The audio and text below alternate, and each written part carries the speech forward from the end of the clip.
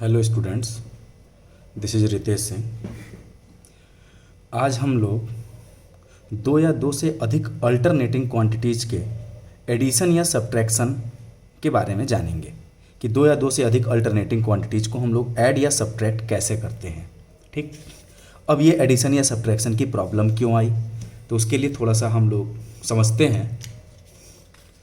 जैसे मान लीजिए आपके पास ये एक ब्रांच है, इस तरीके से यहाँ से एक अल्टरनेटिंग क्वांटिटी आ रही है I1, यहाँ से एक अल्टरनेटिंग क्वांटिटी आ रही है I2। करंट, दो अल्टरनेटिंग करंट्स आ रही हैं। ये I1 की इक्वेशन मान लीजिए हमारे पास है 10 साइन ओमेगा टी, I2 की इक्वेशन है 20 sine omega T plus 30 degree. ठीक, अब ये ऐड होके यहाँ पर जो करंट होगी I, वो क्या होगी I1 प्लस I2। अब जो I हमारी है ये क्या है, I1 प्लस I2 मतलब 10 sine omega T plus 20 sine omega T plus 30 degree. अब इसे कैसे ऐड किया जाए, ऐसे थोड़े ही हम इसको ऐड कर सकते हैं कि 20 और 10 ऐड कर दिया हो गया 30, और साइन ओमेगा टी और इसका फेज और इसका फेज कुछ नहीं है तो ये 30। ये करना हमारा गलत है, ऐसे हम लोग एडिशन नहीं करते हैं। ठीक, अब इसको एडिशन कैसे करेंगे, क्या होगा, क्योंकि हमारे पास इसका मैग्नीट्यूड है, इसका फेज है, इसका भी मैग्नीट्यूड है, इसका फेज है। तो आप याद करो, आप लोगों ने 11th में अगर एक ही पॉइंट के ऊपर 3 या 3 से अधिक या 2 फोर्स लगते थे तो उन फोर्स का रिजल्टेंट हम लोग कैसे निकालते थे। हम लोग उसका Fx निकालते थे, एक्स एक्सिस के डायरेक्शन में उसका फोर्स का कंपोनेंट और वाई एक्सिस के डायरेक्शन में फोर्स का कंपोनेंट निकालते थे, और उसके बाद फिर हम लोग उसको ऐड करके और ये काम करते थे। जैसे मान लो कि हमारे पास ये एक करंट है, इसको चूँकि इसको भी तो हम एक फेजर या वेक्टर से रिप्रेजेंट कर सकते हैं, इसे भी एक फेजर या वेक्टर से रिप्रेजेंट कर सकते हैं। ठीक, तो अब इसे हम कैसे करेंगे। जैसे मान लो हमारे पास एक रियल और इमेजिनरी एक्सिस हो गई, एक हमारे पास ये है, मान लो ये I2 है और ये I1 है। तो हमारे पास दो वेक्टर्स हो गए या दो फेजर्स हो गए। तो हम इन दोनों को ऐड करने के लिए क्या करेंगे भाई, याद करो, हमें ऐड करने के लिए इस पे पैरेललोग्राम रूल बनाना पड़ता था। पैरेललोग्राम रूल से दो वेक्टर को हम ऐड करते थे, ठीक है, या फिर उसे हम ट्रायंगल रूल से भी ऐड कर देते थे, इसके आगे दूसरा वाला वेक्टर लगाते थे और इसको यहाँ से इसको मिला देते थे, तो हमारे पास ये चीज़ होती थी। तो दो वेक्टर के लिए तो हमारे पास फॉर्मूला भी है। जैसे मान लो दो वेक्टर आपके पास ए और बी हैं, उनके बीच का एंगल थीटा है, तो उसको हम, उसका जो मैग्नीट्यूड होता था √a² plus b² plus 2ab cos theta, और उसका जो एंगल अल्फ़ा आता था alpha equal to b sine theta upon a plus b cos theta करके हम लोग वो दो वेक्टर के लिए काम कर लेते थे। लेकिन जब दो से अधिक वेक्टर होते थे तो हम लोग करते क्या थे, जैसे मान लो कि हमारे पास इस पॉइंट पर एक वेक्टर ये है, एक ये है, एक ये है, इस तरीके से 3 वेक्टर्स हैं। जैसे मान लो यही हमारी I1 है, ये I2 है, ये I3 है। तो हम इन सब का x कंपोनेंट पता करेंगे और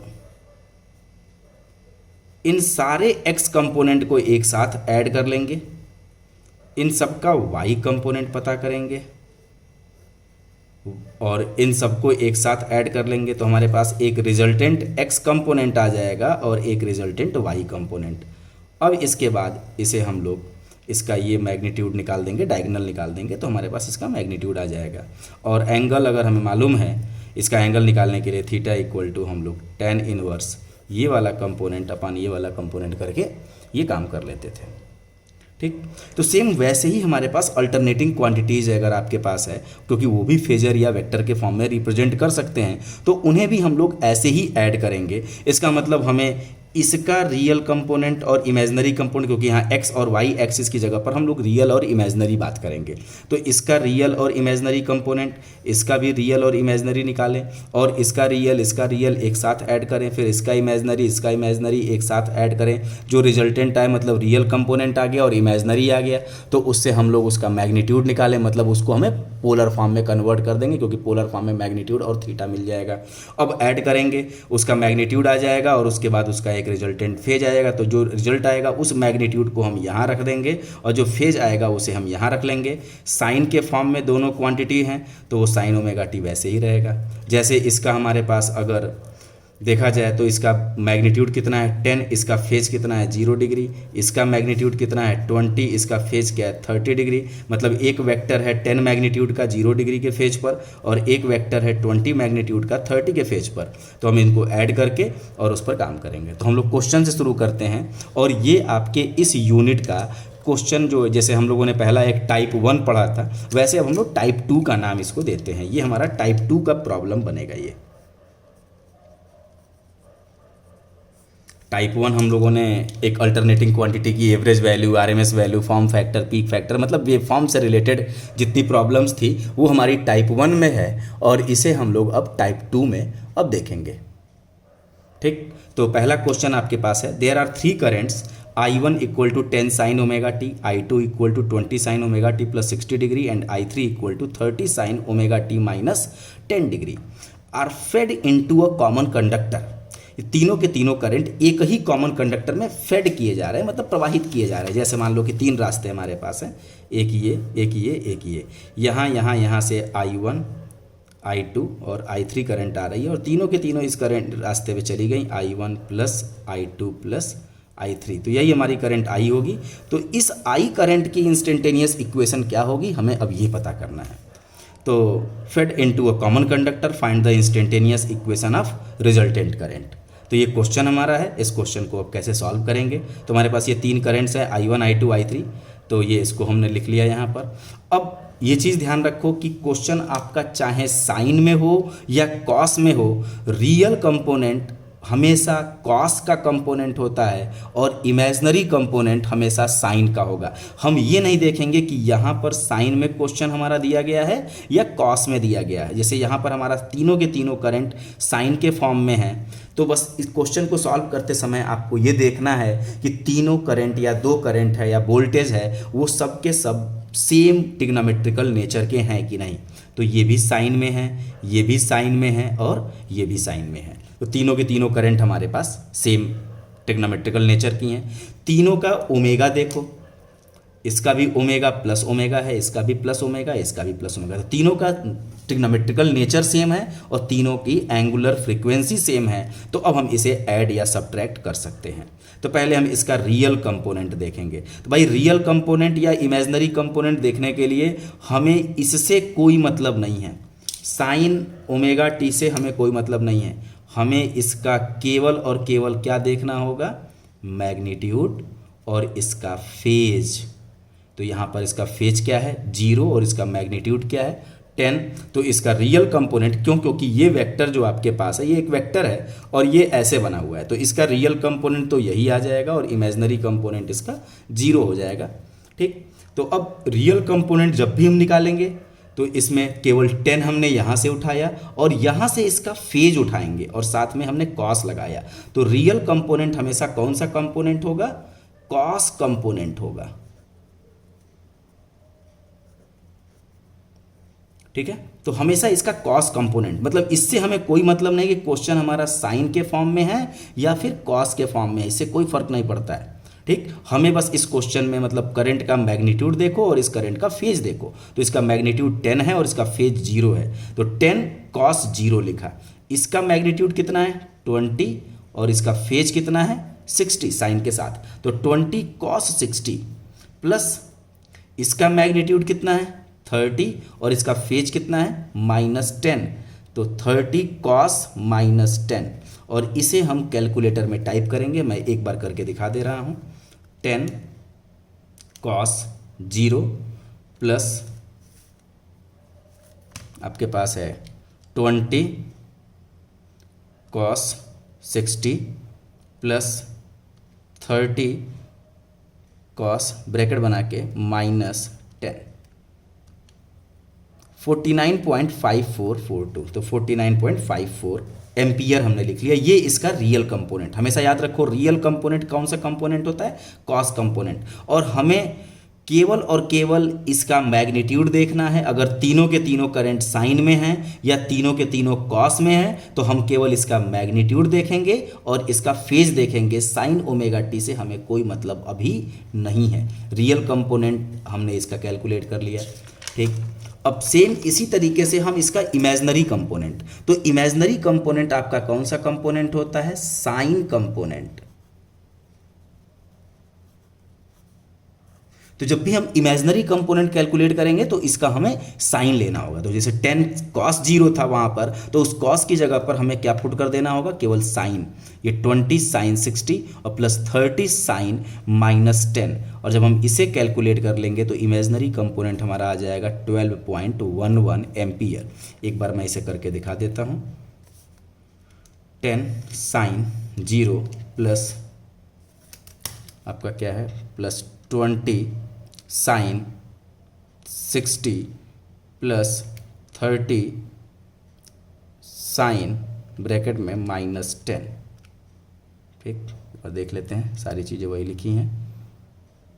10 sin 0 plus 20 sin 60 plus 30 sin -10, solve किया 12.1110, तो 12.11 ले लिया हमने, ठीक है। अब तो हमें रियल और इमेजनरी कंपोनेंट मिल गए, मतलब हमें एक तरीके से रियल और इमेजनरी मिल गया। तो हमें जो रिजल्टेंट करंट है उसका हमें रियल पार्ट और इमेजनरी पार्ट मिल गया। तो हमें उसका मैग्नीट्यूड पता करना है। तो मैग्नीट्यूड कैसे पता करेंगे? तो आपको रियल और इमेजनरी पता है, तो अंडर रूट रियल का स्क्वायर प्लस इमेजनरी का स्क्वायर। तो हमने अब क्या किया? मैग्नीट्यूड ऑफ रिजल्टेंट करंट, तो I equal to under root I X real का स्क्वायर प्लस आई वाई का स्क्वायर इमेजनरी का स्क्वायर। अब आप थोड़ा सा इसको कैलकुलेट करने के लिए सावधानी बरतिएगा। कैलकुलेटर में ये गलती हमेशा बच्चों से होती है, इसको ध्यान रखना। यहाँ पर थोड़ा सा आपको ध्यान देना है, इस पॉइंट पर आपको रुक के थोड़ा सा ध्यान देना है। जब हम लोग कैलकुलेटर में रूट बनाते हैं तो इतना बड़ा रूट का साइन नहीं बनता है, रूट छोटा सा बनता है। अब रूट छोटा सा बना तो बहुत से बच्चे तुरंत इसके बाद 49 पॉइंट, क्योंकि आई एक्स की वैल्यू 49.54 है, उसका स्क्वायर कर देंगे। अब रूट पर आपने केवल इसी का, तो इस रूट इसी संख्या के ऊपर लगा है 49.54, तो ये वैल्यू सीधे सीधे वही आ जाएगी, क्योंकि इस पर आपने स्क्वायर किया, उसका रूट ले लिया, तो वही आ जाएगा। हमें इन दोनों का स्क्वायर करके उसके ऊपर रूट लेना है, तो उसके लिए हम पहले रूट बनाएंगे, इसके बाद हम एक ब्रैकेट बनाएंगे और उसके बाद आई एक्स 49.54 का स्क्वायर प्लस 12.11 का स्क्वायर। अब ब्रैकेट बंद करेंगे, रूट के बाद हमेशा ब्रैकेट, मैंने कॉपी में ऐसे लिखा है, रूट छोटा सा बना, इसके बाद फिर ब्रैकेट, आप एक ब्रैकेट बनाएंगे, ये स्क्वायर करेंगे प्लस ये वाला स्क्वायर, सॉल्व करेंगे तो आपके पास आ जाएगा 50.9986। तो 50.9986 नियर अबाउट ये किसके बराबर हो गया? 51। तो इसका मैग्नीट्यूड आ गया। अब फेज ऑफ रिजल्टेंट करंट पता करना है, क्यों? क्योंकि जब तक हमें इंस्टेंटेनियस इक्वेशन लिखनी है तो इंस्टेंटेनियस इक्वेशन में हमें मैग्नीट्यूड भी चाहिए और हमें उस इक्वेशन का फेज भी पता होना चाहिए। तो फेज को थीटा या फाई कुछ भी बोलते हैं। tan inverse imaginary by real, imaginary component I Y है और रियल कंपोनेंट आई एक्स। तो tan इनवर्स हमने किया। अब tan inverse bracket imaginary component 12.11 divided by 49.54 bracket बंद, सॉल्व किया तो 13.7365 ये हमारे पास आ गया। तो 13.74 डिग्री हमने लिख लिया इसका फेज। अब इक्वेशन क्या होगी? तो instantaneous equation of resultant current. अब ध्यान रखो कि आपने वहाँ पर कौन सी चीज़ को छोड़ा था। साइन ओमेगा टी आपने नहीं लिखा था ना कहीं पर भी, क्योंकि साइन ओमेगा टी तो इक्वेशन में आ रहा है। हमें फेज और मैक्सिमम वैल्यू से हमने इसका रियल और इमेजनरी कंपोनेंट निकाल दिया। रियल और इमेजनरी के बाद हमने मैग्नीट्यूड और इसका फेज निकाला। अब इसके बाद इक्वेशन लिखनी है, तो हमारे पास जो ये मैग्नीट्यूड आया है वो हम इसकी मैक्सिमम वैल्यू की जगह पर लिख देंगे। और साइन ओमेगा टी, क्वेश्चन चूँकि साइन में था तो हमने साइन ओमेगा टी जो यहाँ पर हमने छोड़ा था, साइन ओमेगा टी, तीनों इक्वेशन से हमने वो साइन ओमेगा टी लिख लिया और प्लस ये फेज लिख लिया। साइन ब्रैकेट में ओमेगा टी प्लस 13.74 डिग्री। तो अब ये हमारा आंसर हो गया। मतलब जब तीन करंट एक ही कंडक्टर में फ्लो करेंगी तो जो रिजल्टेंट करंट होगी वो रिजल्टेंट करंट, देखो ये करंट हमारे पास 10 साइन ओमेगा टी है, एक है 20 साइन ओमेगा टी प्लस 60 और एक है 30 साइन ओमेगा टी -10 और ये तीनों के तीनों करंट जब ऐड की जाएंगी तो ये आ जाएगा 51 sign omega T plus 13.45 degree. ठीक है, ये ना सोचना कि भाई मैग्नीट्यूड है 30 20 और 10 ऐड कर दिए जाएंगे, 30 और 20 50 प्लस 1 प्लस 10 60 एम्पियर करंट, नहीं। डीसी करंट जब होती है तो डायरेक्ट ऐड होती है। जैसे अगर यहाँ पर डीसी करंट चलती, यहाँ से करंट आपके पास 2 एम्पियर आ रही है, यहाँ से करंट 3 एम्पियर आ रही है, तो यहाँ की करंट 2 + 3 हम सीधे 5 एम्पियर करते थे। कब? जब ये करंट हमारी डीसी थी। लेकिन ये वाली करंट हमारी कौन सी है? AC current. तो एसी करंट डायरेक्टली नहीं जोड़ सकते, उसे हमें रियल और इमेजिनरी कंपोनेंट के फॉर्म में ही ऐड करना पड़ेगा। ठीक है, तो ये तो आपका इक्वेशन आ गई जो आपसे क्वेश्चन में पूछा गया था। लेकिन ये क्वेश्चन यहीं कंप्लीट नहीं होता है, आपको इसका फेजर डायग्राम भी बनाना पड़ेगा। तो हमारे पास जो I1 करंट थी वो क्या था? फेजर डायग्राम पर फिर से बात करते हैं। हमारी I1 करंट थी 10 साइन ओमेगा टी, तो मैग्नीट्यूड उसका कितना था? 10, तो हमने और 0 मतलब फेज उसका 0 था, तो हमने I1 का फेजर डायग्राम बनाया, फिर हमने I2 का फेजर डायग्राम बनाया, हमने I3 का फेजर डायग्राम बनाया, और इसी एक्सिस पर हमने जो रिजल्टेंट करंट आया था 51 sign omega T plus 13.74 degree, हमने इसका भी फेजर डायग्राम यहाँ पे बना दिया। तो ये फेजर डायग्राम जब तक नहीं बनेगा तब तक हमारा ये क्वेश्चन कंप्लीट नहीं होगा। ठीक, एक क्वेश्चन और हम देख लेते हैं, इसमें थोड़ा सा हमने चेंज किया हुआ है और इसको जल्दी से देखेंगे और फिर आप लोग अपने आप सारे क्वेश्चंस करेंगे इसके। देयर आर 3 वोल्टेजेस V1 220 मतलब 220√2 साइन 3140। अब ओमेगा टी लिखो चाहे 314 लिखो या कुछ भी लिखो, इससे हमें मतलब नहीं, क्योंकि ये इक्वेशन में कैलकुलेशन में पार्टिसिपेट नहीं कर रहा है। V2 क्या है? 110√2 साइन 3140 -70 डिग्री, एंड V3 आपका है कॉस 3140। अब देखो ये दोनों आपके किस में हैं? साइन में हैं, और ये किस में आ गया? कॉस में। तो अब आपके पास 3 वोल्टेज हैं जिसमें से 2 साइन में हैं और एक किस में है? कॉस में है। तो हमें या तो इन दोनों साइन को किस में बदलो? कॉस में, या फिर इस कॉस को किस में बदलो? साइन में। जब तक हम तीनों को इक्वल नहीं करेंगे तब तक हम एडिशन या सब्ट्रैक्शन नहीं कर सकते। तो क्वेश्चन ये है कि there are 3 voltages V1 V2 V3 are applied in a common circuit, find time expression. Time expression बोला जाए या इंस्टेंटेनियस इक्वेशन बोला जाए, बात एक ही है, ऑफ रिजल्टेंट वोल्टेज। मतलब रिजल्टेंट मतलब इन तीनों को जब एक ही जगह पर अप्लाई किया गया तो तीनों का एडिशन करके क्या वोल्टेज मिलेगा वो बताइए। Also find its RMS value. तो अगर आपने इसकी इक्वेशन लिख ली तो उसकी RMS वैल्यू जो भी आएगा उसमें √2 से डिवाइड करके आप काम कर लोगे। And draw it's phasor diagram. तो फेजर डायग्राम तो पिछले वाले क्वेश्चन में बोला नहीं था, फिर भी हमने ड्रॉ किया था, यहाँ पर बोल दिया है कि इसका फेजर डायग्राम भी आपको क्या करना है? ड्रॉ करना है। अब देखो V1 क्या है? 220√2 साइन 3140। V2 क्या है? 110√2 साइन 3140 -70 डिग्री। और V3 देखो यहाँ पर आपके पास अक्सर ये चीज़ होती है कि कॉस के साथ या किसी के साथ यहाँ पर कोई वैल्यू दी नहीं गई है। जब यहाँ पर कोई वैल्यू नहीं दी गई तो हम उसको क्या मानेंगे? 1। ये कुछ नहीं लिखा है, इसका मतलब ये क्या है? 1। 0 ना मान लेना इसे, ये 1 है।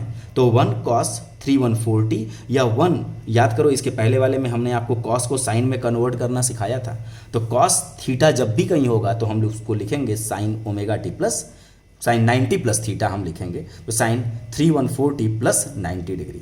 एक माइनस वाला भी फार्मूला था वो नहीं लिखेंगे क्योंकि वो माइनस फार्मूला लिखने से ओमेगा हमारा निगेटिव हो जा रहा था। ठीक है, तो हम लोग इसका दूसरा वाला formula sine 90 plus theta equal to cos theta, तो कॉस ओमेगा टी की जगह साइन 3140 प्लस 90 कर दिया। फिर यहाँ पर भी हमें वही काम करना है। फिर से हमने अब देखो वहाँ पर हमने क्या किया था? रियल कंपोनेंट और imaginary component of resultant current बोला था। यहाँ हमने लिखा real component of resultant voltage, क्योंकि क्वेश्चन में आपको क्या दिया है? वोल्टेज, तो हमें रिजल्टेंट वोल्टेज लिखना पड़ेगा। तो अब रिजल्टेंट वोल्टेज के लिए हमें Vx सिंबल दे दिया, वहाँ Ix बोला था, यहाँ पे Vx। हमने यहाँ से क्या किया? मैग्नीट्यूड उठाया। हमने यहाँ से क्या उठाया? मैग्नीट्यूड 220√2, और यहाँ से हमने फेज उठा लिया। यहाँ मैग्नीट्यूड और यहाँ फेज, यहाँ मैग्नीट्यूड और ये फेज। तो इस क्वेश्चन में यहाँ कब इसका मैग्नीट्यूड 220√2 और फेज 0, इसका 110√2 और इसका फेज -70 डिग्री, इसका मैग्नीट्यूड 1 और इसका फेज 90 डिग्री। तो हमने लिख लिया 220√2 cos 0, क्योंकि रियल कंपोनेंट कौन सा कंपोनेंट होता है? Cos component. तो हमने इसका पहले वाले का उठा लिया, फिर दूसरे वाले का यहाँ से ले लिया, फिर तीसरे वाले का ये ध्यान रखना, बहुत से बच्चे गलती कर देते हैं, इसको जब चेंज नहीं करोगे तो आप इसका फेज लिखोगे 0, जबकि इसका फेज होना क्या चाहिए। जब आप इसे चेंज नहीं करोगे, ये दोनों साइन में है और ये कॉस में है, और आपने इसके हिसाब से फेज इसका तुम 0 इस ई से मान लिया, तो अब आप यहाँ पर रखोगे तो वो 0 कर दोगे, जबकि कॉस 90 होना चाहिए। तो ये गलती आपसे हो जाएगी, तो ये ध्यान रखिएगा। तो ये इसको सॉल्व किया तो Vx आ गया। फिर इमेजनरी कंपोनेंट मतलब साइन कंपोनेंट।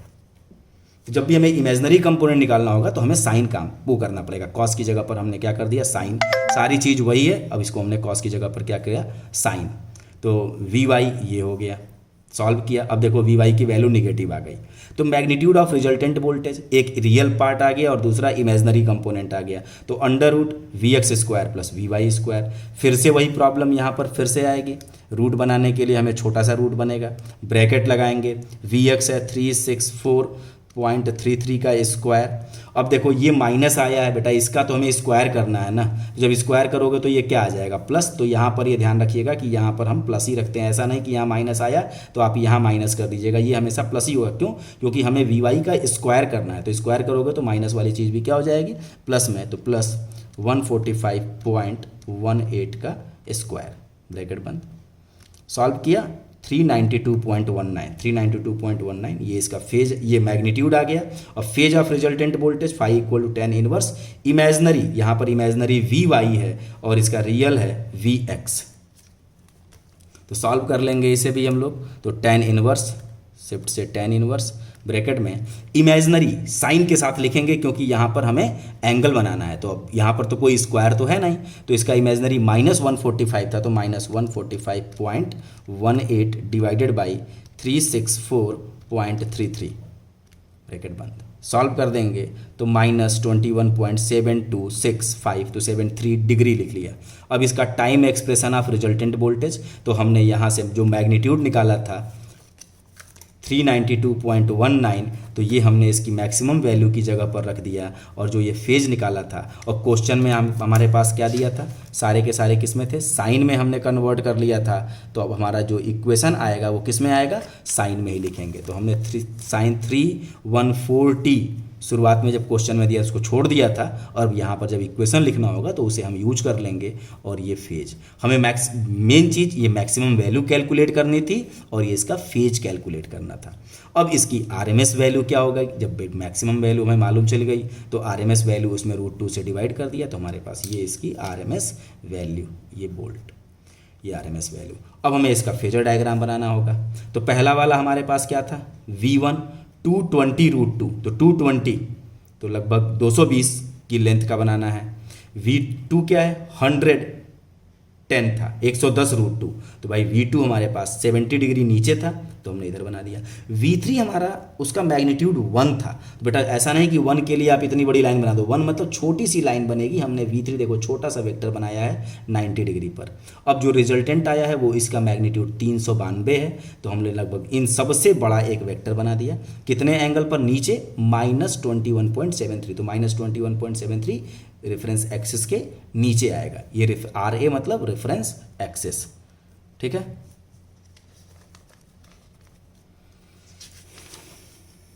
अब एक क्वेश्चन और है जिसमें सब्ट्रैक्शन करना है। सब्ट्रैक्शन में क्या करना है बस देख लो। There are 3 voltages, V1 equal to 10, ये 100 cos ω t,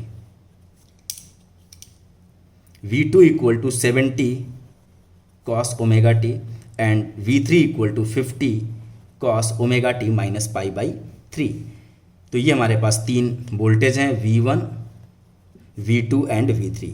find the instantaneous equation of following क्या करना है हमें, V1 माइनस V2 करके जो आएगा रिजल्ट उसकी इंस्टेंटेनियस इक्वेशन निकालनी है।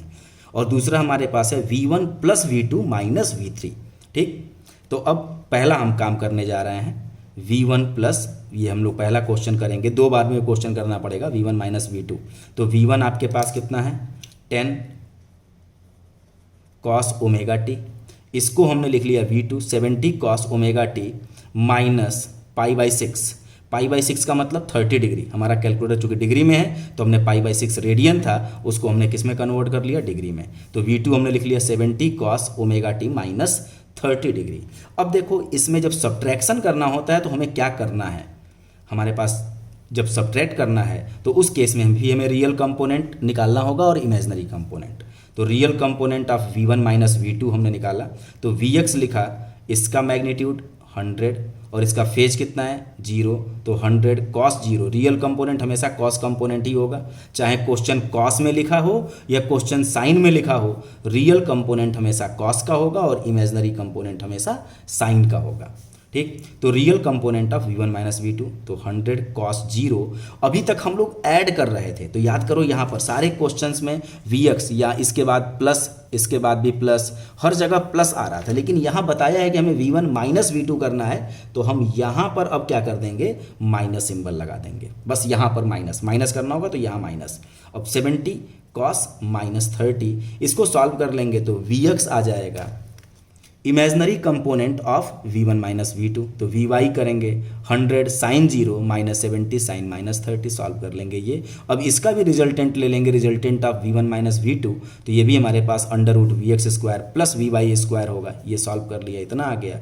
फेज इसका जब सॉल्व करेंगे तो tan inverse vy by vx, solve किया तो हमारे पास ये आ गया। तो instantaneous equation of v1 minus v2, तो उसको हमने एक जनरली लिख लिया v, और यहाँ से हमने उठाया मैक्सिमम वैल्यू, तो मैक्सिमम वैल्यू लिखा। क्वेश्चन चूंकि हमारा कॉस में था तो हमने अब यहाँ पर हमें आंसर किस में देना होगा, कॉस ओमेगा टी, और फेज कितना था 41.63। ये अब आपको करना है इसमें, अब आपका इसका सेकेंड पार्ट है जो v1 plus v2 minus v3 आपको खुद करना है। ठीक, और यही आपका असाइनमेंट भी है। आप जितने क्वेश्चंस, देखो 3 क्वेश्चंस हैं, इन तीनों पर आप इसको एक बार सॉल्व करके प्रैक्टिस कर जाइए, बार बार इसे सॉल्व कर जाइए। क्वेश्चन 1 ये आप अपनी कॉपी पर सॉल्व कर जाओ, क्वेश्चन 2 ये सॉल्व कर जाओ, क्वेश्चन 3 में भी मैंने आधा पार्ट सॉल्व कर दिया है, एक आपको सॉल्व कर देना है। तो इस टाइप की प्रॉब्लम 3 हो गई, और इस तरह की चाहे जितनी भी प्रॉब्लम आपको मिले उन सबको हम लोग इसी तरीके से डील करेंगे। उसका रियल कंपोनेंट निकालेंगे, उसका इमेजनरी कंपोनेंट पता करेंगे और फिर काम करेंगे। एक चीज़ और ध्यान रखना कि ये चीज़ एडिशन या सब्ट्रैक्शन सेम अल्टरनेट सेम तरह की क्वांटिटी का होता है। कभी कभी बच्चे गलती कर देते हैं, मान लो हमारे पास एक वोल्टेज दिया है और एक करंट दिया है, उनको समझ में नहीं आ रहा क्या करना है, तो वो यही क्वेश्चन शुरू कर देते हैं। तो जब हमें एडिशन या सब्ट्रैक्शन टाइप 2 तभी फॉलो होगा जब हमारे पास या तो तीनों करंट दी गई हैं या दोनों करंट दी गई हैं, या फिर हमारे पास वोल्टेज दिया गया है तभी। ऐसा ना होगा कि एक वोल्टेज और एक करंट दिया है तो हम लोग उसमें भी रियल और इमेजनरी कंपोनेंट निकालने लगेंगे, नहीं। हमारे पास वो प्रॉब्लम दूसरी होगी, उसको भी हम लोग पढ़ेंगे। लेकिन अभी हमारे पास देखो ये क्वेश्चन में या तो तीनों वोल्टेज थे, यहाँ पर भी हमने जब दिया तो हमारे पास तीनों वोल्टेज थे, तो या तो हम वोल्टेज को ही ऐड सब्ट्रैक्ट कर सकते हैं या हम करंट को ऐड सब्ट्रैक्ट कर सकते हैं। तो सेम तरह की फिजिकल क्वांटिटी को ही हम लोग ऐड या सब्ट्रैक्ट करते हैं, ये हम लोगों ने 11th में ही सीखा था। ठीक है, तो अब इसके बाद हम लोग real power, active power, apparent power और ये सारी चीज़ें सीखेंगे अगली क्लास में, और इसके बाद RLC सर्किट शुरू करेंगे। Thank you.